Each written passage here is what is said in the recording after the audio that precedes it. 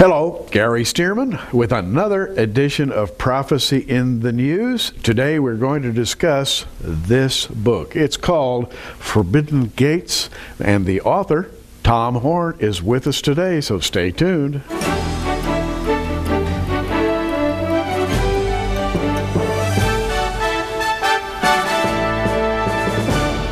Well, it's a pleasure once again to have Tom Horn with us.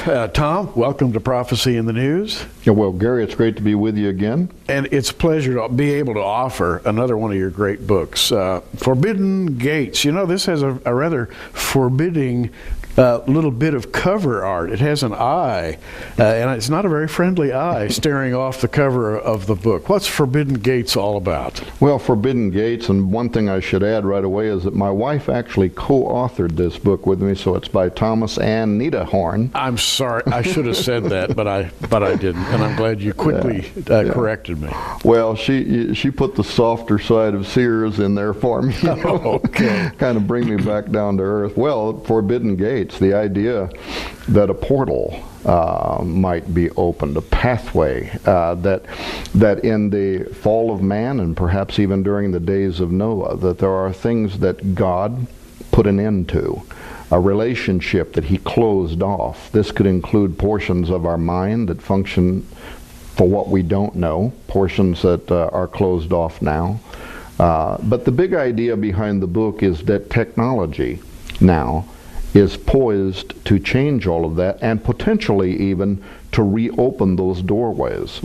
As we talk about transhumanism and transhumanists, people watching this show will learn that there are those who think we can open new modes of perception, but are they old modes of perception? Yeah. Now, Tom just used a term, transhumanism, and we're going to be spending quite a bit of time explaining what that is and why it is of interest to you as a Christian.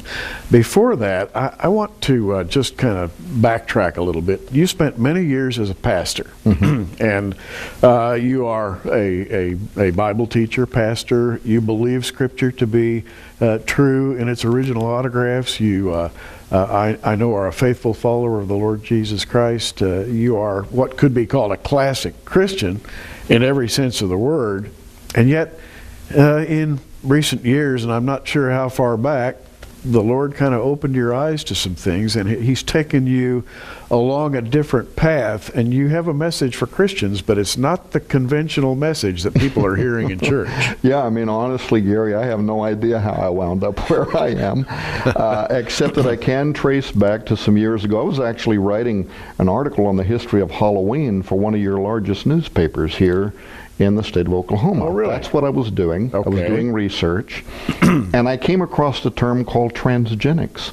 I had never heard the term before. This is probably 15 years ago now, but I got the idea. Trans, genes, we're talking here something about altering genetic structures, and I was anxious to learn more about it. What did it mean? Well, I found out, you know, that was kind of the first early cookie cutter stage of genetic engineering, where you use a petri dish and you try to mix the genetics of one creature with another creature and you create a hybrid form. It's far more sophisticated than that now, but it simply put me on this path, and just out of being curious George, wanting to know what that meant, it then led me to wondering if there wasn't something prophetic about this, because the further I dug into it, the more it felt like we were repeating something that had happened once, not only according to my interpretation of ancient biblical scripture, but around the world. This story in every culture of these superintelligences who came down and mingled the DNA of animals with humans and even plant life. And Tom is talking about Genesis 6:4. There were giants in the earth in those days, and also after that, when the sons of God came in unto the daughters of men, and they bare children unto them. The same became mighty men, which were of old, men of renown. Josephus says those men of renown are the Greek heroes, the Titans and the Olympians. Right. One and the same. And Greek history says that the Titans and the Olympians actually existed. Superhuman creatures who were not very moral or ethical or kind to humanity, and that they were destroyed in ancient days. Well, interestingly, the Bible says that the flood destroyed them, and so so you have Greek history and the Bible following the same line. It's amazing when you go into secular Greek history how often a flood is mentioned, which destroyed an old race that had become utterly decadent. And you have mentioned to me in the past that you didn't start out believing this. You used to be a classic Bible teacher who taught that Genesis 6:4 was talking about the sons of Seth. Right. And frankly, I just had to be honest. I remember the first time that my brother-in-law brought me, I think it was some tapes by Noah Hutchings or something talking about these giants, you know. Yes. And that the angels came down and married to women, and out of that came the Nephilim, the giants. And I just thought that was the most terrible theology. But being honest, and just over a long period of time, and actually evaluating all of the ancient supportive texts, the pseudepigraphical, the apocryphal, and then the biblical being the authority, and then even watching how in the history of the church, how it was a political embarrassment, in essence, to the church for them to be talking about angels marrying women, and they were moving towards what they thought was an enlightened era, and they were going to be preferring science over theology and whatever. Yes. But there were pressures, and so they came up with this idea that Genesis 6:4 was talking about the sons of Seth, but in fact it was simply an invention of men. All of the ancient records, all of the ancient fathers. This is the reason why Jude and Peter both quote the book of First Enoch in the New Testament, referring to those angels which kept not their estate, and now they've been locked up in everlasting chains of darkness, waiting the judgment. The Nephilim, the giants, came out of that.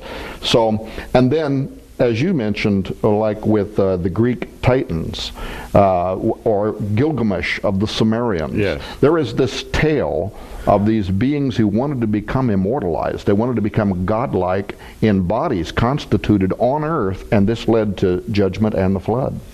And Jesus himself said that as it was in the days of Noah, so shall it be in the days of the coming of the Son of Man, which is yet future to us. And as we think about this, we think, is that really true? Will the world in our future revisit those ancient abominations? And I think that Tom presents a very good case for the fact that that will indeed be true, and in fact is right now. You mentioned science in its pride and in conformity with the higher forms of the Christian religion, kind of united and adopted the evolutionary model, adopted the scientific method, and was kind of embarrassed by the thought that those old superstitions could actually be true. But Tom, in the last 8-9 decades, science has become religion, and it is today. And it has become religion with teeth, because now science actually has the ability to begin to do what the old gods were causing to happen before the flood. And that's what your book's all about. Yes, and that we've entered an age now where we're no longer afraid to play God. You know, this was Luciferian in the beginning. I will exalt my throne above the stars of God. I will be like the Most High. It was that kind of a spirit that caused these angels to descend to the earth, though they knew they would face judgment, to create a different kind of man into which they could extend themselves, the Nephilim.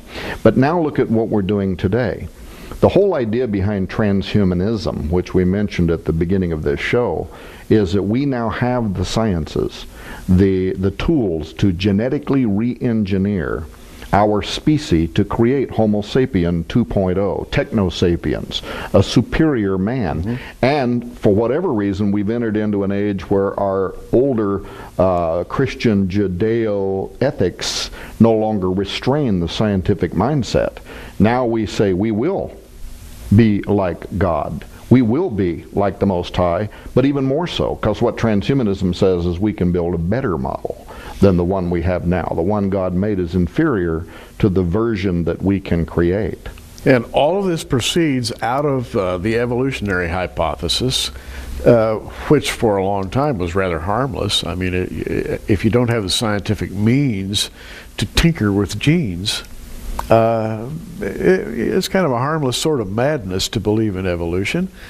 But on the other hand, in the 50s, with Crick and Watson discovering DNA, and then later science discovering how to manipulate DNA, suddenly it's not so harmless anymore to believe in evolution, because now you say, I can help evolution along to the next stage.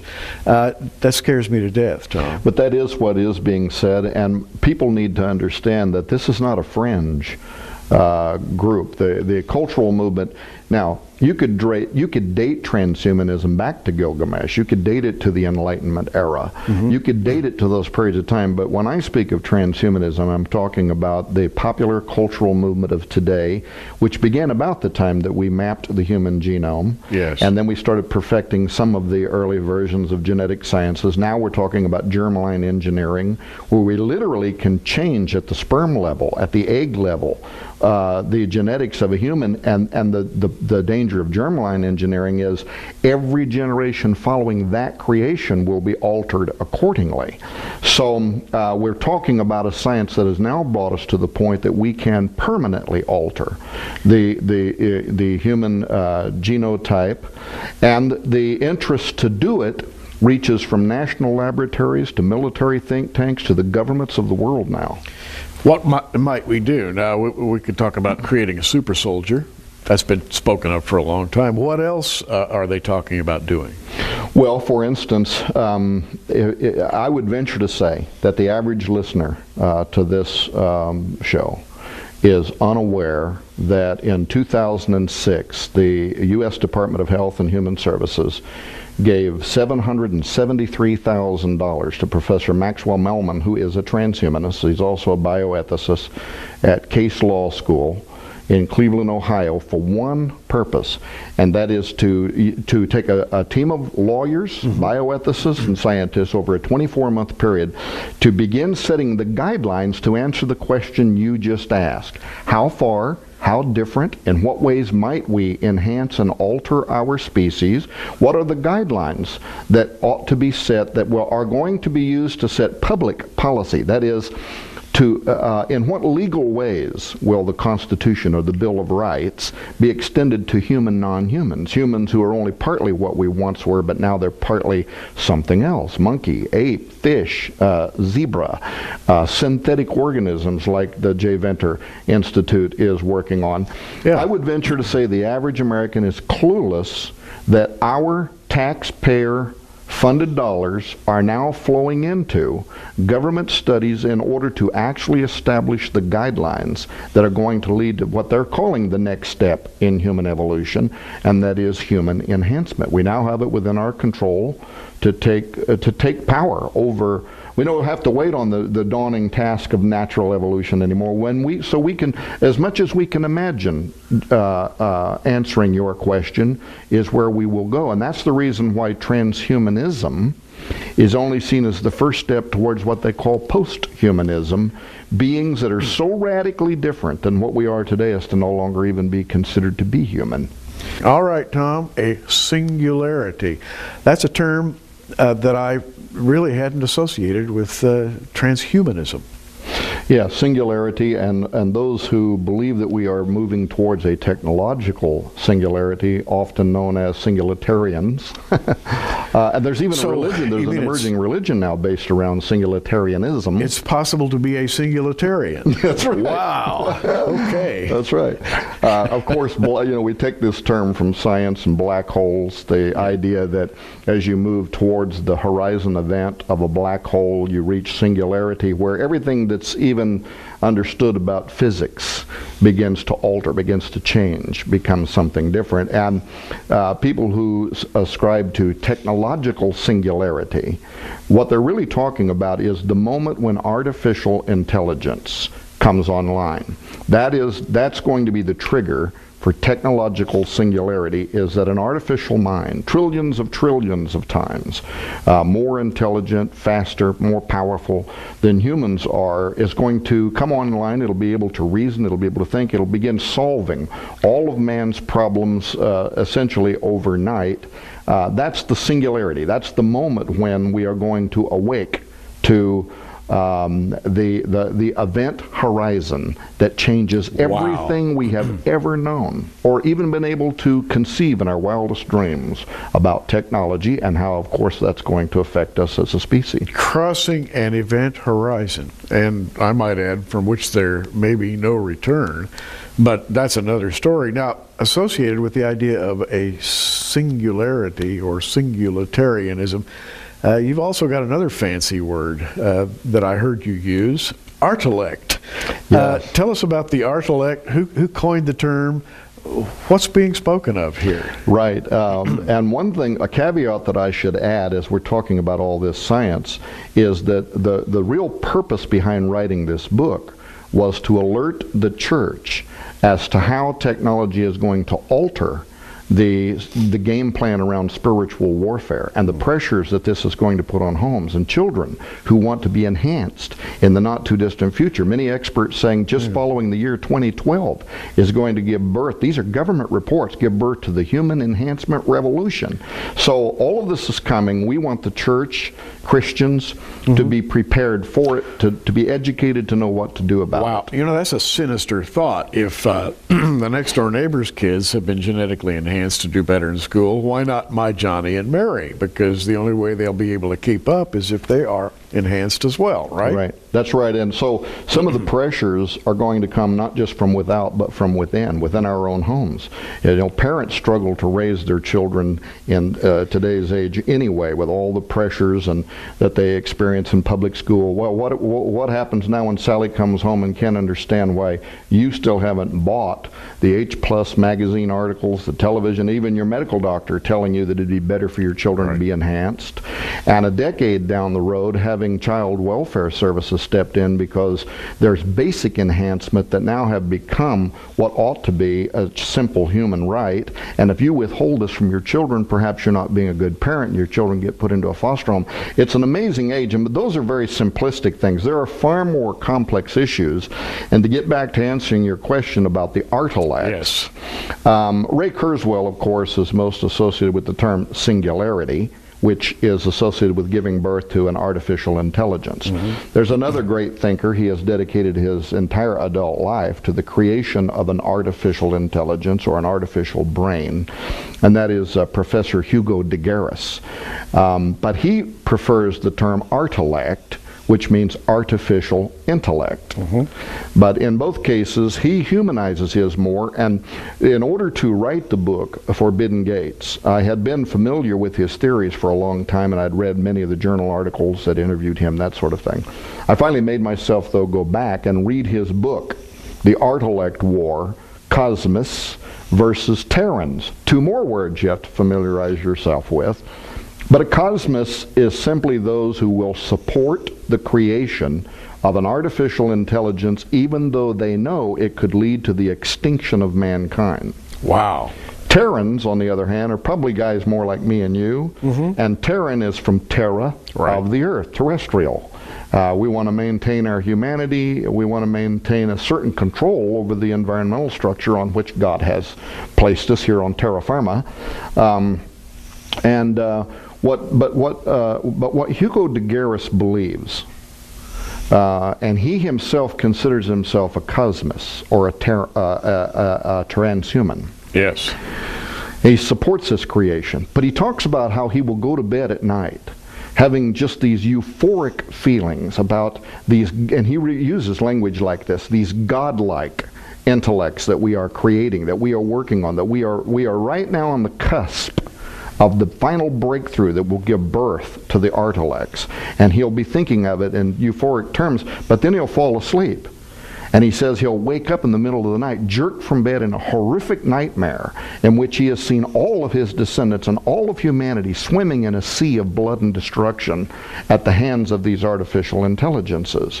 So his book, The Artellect War, Cosmos versus Terrans, is his own way of almost sounding like an Old Testament prophet, in which he's talking about a future moment in time when anti-human forces are going to conspire against human forces and ultimately lead to World War II. And Hugo de Garis is qualified to make these kind of predictions from a humanistic transhumanistic and even scientific point of view, and his theory is that we are leading towards World War III, a civil conflict in which literally billions of people will die before the end of the 21st century as a result of the creation of artificial intelligence.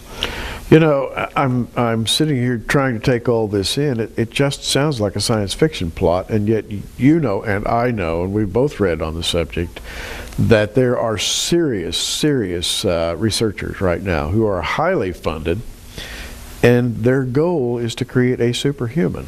And there's also those in the highest think tank at the U.S. Pentagon, the Jasons.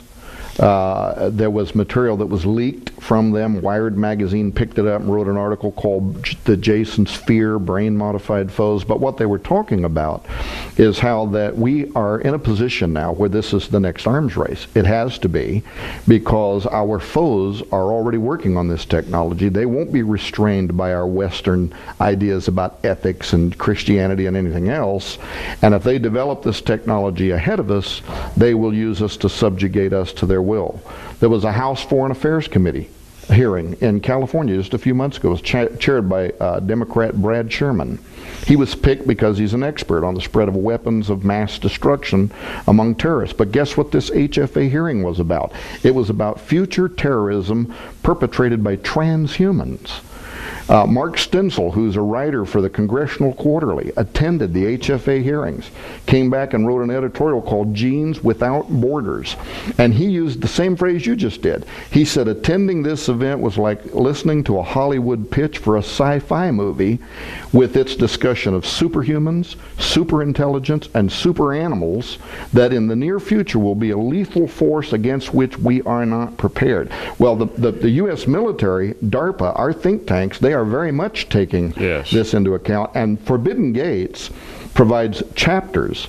We also send you to the links where you can download the science reports for yourself and what they're saying. We photocopied copies out of DARPA's 2011 presidential budget, that shows where they're talking about. They're editing soldier DNA. So now what has been on the drawing board for a long time is poised to start rolling out. You know, as Jesus said, and we come back again and again to this verse, as it was in the days of Noah, so shall it be in the days of the coming of the Son of Man, meaning, as it was in the days of Noah, with all those horrific interventions upon the human race that threatened to destroy the human race, Jesus said that very same situation would exist again. And I sit here listening to you, you're documenting this fact. You want to know what Tom's been driving at, and you want to know about it in detail, read this book. It's called Forbidden Gates. Tom and his wife, Nita, Tom and Nita Horn have put this book together for you, the Christian. You need to have your consciousness roused. It's possible that there will be legislation in the future that you'll get a chance to have some influence on. Maybe you'll be able to stand up in your church and provide a sane and lucid answer to somebody who's frightened to death of something they've just heard about. This book will kind of give you an advance notice of what's going on right now in the halls of science, falsely so called. It's called Forbidden Gates. Tom and Nita Horn, yours for $16.95 plus shipping and handling. Call the 800 number on your screen right now, and I think you'll really, really enjoy going through this book. You've seen just a sample of it with Tom's conversation here today. Tom, you've gone way, way deeper than this in the book. We have. In fact, I don't know how much more time we have left for this show. You know that the Global Governance 2025, a critical juncture, was published by U.S. intelligence and European intelligence just this week. Wow. Just this week. They're talking about the future of global governance. On page 35, though, they start talking about direct modification of DNA at fertilization is widely researched, a goal of removing defective genes. However, discussions of future capabilities open the possibility for designing humans with unique physical, emotional, cognitive abilities. This is in the Office of the Director of National Institute for Intelligence for the United States. Report came out just this week. Just this week. That's how widespread this phenomenon already is. Tom, we've got a little over a minute left. You're providing a warning in a way. You're standing up and shouting and saying, please take notice of this. What should people be watching for? Well, at the website, it's singular, forbiddengate.com. We're providing all the government documents so they can see this for themselves. Furthermore, we have written a 13-week teacher's guide. If they want to take and break this down into classes in a church setting, they'll be able to do that. I want the watchers of your show, though, to realize that by watching this show, they're not going to be able to turn around and go and get this book from Amazon. We're doing something we've never done before. We're making this book available through you, Prophecy in the News, for 3 months before they'll be able to get this in a bookstore anywhere. So if they want to get it, they're going to have to get a hold of you. Well, what can I say? That was a great plug, and I didn't expect that. But again, in just a few seconds that are left, Forbidden Gates is the book. Tom and Nita Horn, the authors, and you've gotten to know Tom Horn today. Tom, it's been a pleasure, as always, to talk with you. We love it. Thank you, Gary. And Tom is on the cutting edge of Bible prophecy, and I think that you're going to learn a lot when you read Forbidden Gates. Gary Stearman, reminding you, as always, to keep looking up. Prophecy in the News is a viewer-supported ministry sponsored by our many friends across America and in your area. For your gift of $10, you can receive a special edition of our current program on an audio CD, or for a gift of $20, we'll send you our programs on DVD videos. For either order, call the 800 number on your screen right now.